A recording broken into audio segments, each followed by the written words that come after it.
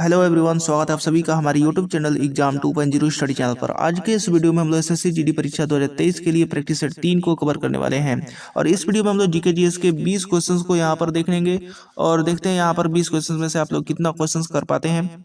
तो आज का पहला प्रश्न दिया गया है कि भारत में पहली बार किस गवर्नर जनरल के समय में तार और रेल सेवा आरंभ की गई थी। तो इसका करेक्ट आंसर हो जाएगा लॉर्ड डलहौजी। उसके बाद अगला दिया गया है कि स्वामी दयानंद सरस्वती ने प्रथम आर्य समाज की स्थापना 1875 ईस्वी में कहां पर की थी। तो इसका करेक्ट आंसर क्या हो जाएगा? इसका करेक्ट आंसर हो जाएगा बम्बई में, और लाहौर में इसका मुख्यालय बनाया था 1877 ईस्वी में। उसके बाद अगला दिया गया कि रिक्टर स्केल का प्रयोग किसके मापन में किया जाता है। तो इसका करेक्ट आंसर हो जाएगा भूकंप के झटके। भूकंप के झटके को मापने के लिए रिक्टर स्केल का प्रयोग किया जाता है। उसके बाद अगला प्रश्न दिया गया है कि शुष्क बर्फ निम्नलिखित में से किससे तैयार की जाती है। तो ऑप्शन दिया गया है यहाँ पर कार्बन डाइऑक्साइड, नाइट्रोजन, ऑक्सीजन और इनमें से कोई नहीं। तो इसका करेक्ट आंसर हो जाएगा carbon dioxide. Option number A correct हो जाएगा। शुष्क बर्फ निम्नलिखित में से किससे तैयार की जाती है? तो कार्बन डाइऑक्साइड से। उसके बाद अगला प्रश्न दिया गया है कि खाद्य ऊर्जा को हम किस इकाई में माप सकते हैं। तो इसका करेक्ट आंसर क्या होगा? इसका करेक्ट आंसर हो जाएगा ऑप्शन नंबर ए, यानी कैलोरी में हम लोग खाद्य ऊर्जा को माप सकते हैं। उसके बाद अगला प्रश्न यहाँ पर दिया गया है कि फारसी ग्रंथ आईने अकबरी की रचना किसने की थी। तो ये बताना है आपको फारसी ग्रंथ आईने अकबरी का जो रचना है वो किसने की थी। तो इसका करेक्ट आंसर हो जाएगा आईने अकबरी की रचना अबुल फजल ने की थी। उसके बाद अगला प्रश्न दिया गया है कि भारत में मौद्रिक नीति कौन बनाता है। तो इसका करेक्ट आंसर हो जाएगा ऑप्शन नंबर यहाँ पर सी, यानी भारतीय रिजर्व बैंक बनाता है भारत में मौद्रिक नीति।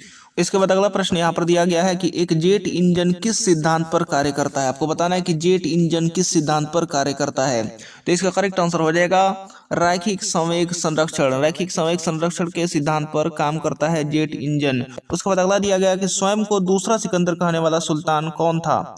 ऑप्शन दिया गया और इसमें से करेक्ट आंसर बताना है। तो इसका करेक्ट आंसर हो जाएगा अलाउद्दीन खिलजी। अलाउद्दीन खिलजी अपने आप को सिकंदर कहता था। उसके बाद अगला दिया गया है किस संविधान संशोधन द्वारा मतदान की आयु 21 वर्ष से घटाकर 18 वर्ष की गई। तो इसका करेक्ट आंसर क्या हो जाएगा? इसका करेक्ट आंसर आपको बताना है। तो इसका करेक्ट आंसर हो जाएगा 61वां संविधान संशोधन अधिनियम 1989। इसके तहत 21 वर्ष घटा करके 18 वर्ष की गई थी मतदान की आयु। इसके बाद अगला प्रश्न यहाँ पर दिया गया है कि यदि दूध से क्रीम अलग कर दी जाए तो दूध का घनत्व घट जाता है कि बढ़ जाता है, वही रहता है, या फिर पहले बढ़ता है फिर घटता है, ये आपको बताना है। इसका करेक्ट आंसर क्या हो जाएगा? इसका करेक्ट आंसर हो जाएगा ऑप्शन नंबर बी, बढ़ जाता है। यदि दूध से क्रीम अलग कर दी जाए तो दूध का घनत्व जो होगा वो बढ़ जाएगा। अगला प्रश्न दिया गया है कि लोकतंत्र जनता के लिए जनता द्वारा शासन है, यह कथन किसका है।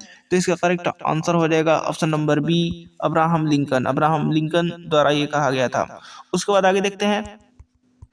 इसके बाद अगला प्रश्न यहाँ पर दिया गया है कि निम्नलिखित किस स्थान पर उपग्रह प्रक्षेपण केंद्र अवस्थित है। तो आपको बताना है कि उपग्रह प्रक्षेपण केंद्र कहाँ पर अवस्थित है। तो इसका करेक्ट आंसर हो जाएगा श्रीहरिकोटा में। श्रीहरिकोटा में उपस्थित है।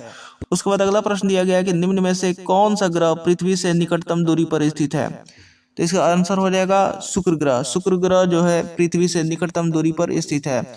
इसके बाद अगला प्रश्न दिया गया है कि डीएनए में पाई जाने वाली शर्करा का नाम क्या है। तो इसका करेक्ट आंसर क्या होगा? इसका करेक्ट आंसर हो जाएगा हेक्सोस। हेक्सोस कहा जाता है। उसके बाद अगला दिया गया है कि पृथ्वी से टकराने वाला पराबैंगनी विकिरण किसके अवक्षय के कारण होता है। तो आपको बताना है कि पृथ्वी से टकराने वाला पराबैंगनी विकिरण किसके अवक्षय के कारण होता है। तो इसका करेक्ट आंसर हो जाएगा ओजोन लेयर। उसके बाद अगला दिया गया है CAD किसका सूचक है। आपका फुल फॉर्म बताना है, यानी यहाँ पर CAD कैड का फुल फॉर्म बताना है। तो इसका करेक्ट आंसर हो जाएगा कंप्यूटर एडेड डिजाइन। इसके बाद अगला प्रश्न यहाँ पर दिया गया है कि यूनेस्को का मुख्यालय कहाँ पर है। तो इसका करेक्ट आंसर हो जाएगा मास्को। मास्को में यूनेस्को का मुख्यालय है। उसके बाद अगला प्रश्न दिया गया है कि संविधान का संरक्षक किसे माना गया है। तो इसका करेक्ट आंसर हो जाएगा उच्चतम न्यायालय। उच्चतम न्यायालय को माना गया है संविधान का संरक्षक। उसके बाद अगला और इस वीडियो का लास्ट प्रश्न यहाँ पर दिया गया है कि पारिस्थितिकी तंत्र में ऊर्जा का मुख्य स्रोत कौन सा है। तो यहाँ पर ऑप्शन दिया गया है सूर्य, हरे पौधे, वायु, जल। तो आपको बताना है कि मुख्य स्रोत कौन सा है। तो इसका करेक्ट आंसर हो जाएगा सूर्य। सूर्य जो है वो मुख्य स्रोत है। पारिस्थितिकी तंत्र में ऊर्जा का मुख्य स्रोत सूर्य है।